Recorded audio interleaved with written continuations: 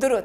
شرح امروزه نشست‌های مطبوعاتی را من گلافشان کریمова منظورتان می‌گردانم. در نشست خبری خدمات علاقه نزد حکومت جمهوری تاجیکستان گفته شد که در کشور شماره عمومی مشتریان پیوست شده به شبکه‌های علاقه برقی به 7.8 میلیون رسیده است. از این تعداد 4.8 میلیون نفر مشتریان فعال میباشند. الهام جان عطایف معاون سردار این نهاد همچنین ذکر داشت که شماره استفاده برندگان اینترنت در یک جایگی با استفاده برندگان اینترنت موبیلی و ثابت 4.1 میلیون نفر را در بر میگیرد. نظرزاده خیرالله رکتور دانشگاه دولتی تجارتی تاجیکستان اویدی به امضا رسانیدن شرطنامه‌های دوجانبه با یک قطار کشورهای خارجی گفت. او ذکر داشت که این شرطنامه‌ها سال 2023 با مقصد بلند برداشتن صفت تحصیلات و آموختن تجربه پیشقدمی خارجی با دانشگاه‌های مختلف عالی کشورهای اتحادیه دولت‌های مستقل، جمهوری مردمی چین، کره جنوبی و بریتانیای کبیر به امضا رسانیده شده است. متخصصان آزمایشگاه‌های تامین بی‌خطری آذوقه‌واری در بازارهای استعماری جمهوری زیاده از 1 میلیون عدد تشخیص‌های محصولات آذوقه‌واری گذرانیده،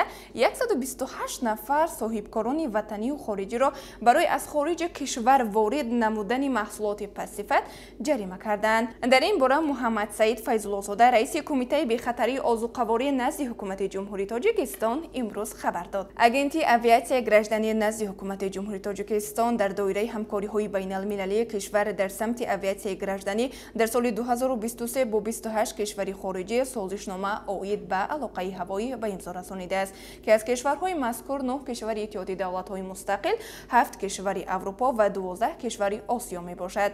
روزنامه جوانان تاجیکستان را همچنین در تمام شبکه‌های اجتماعی پیگیر باشید. خیر.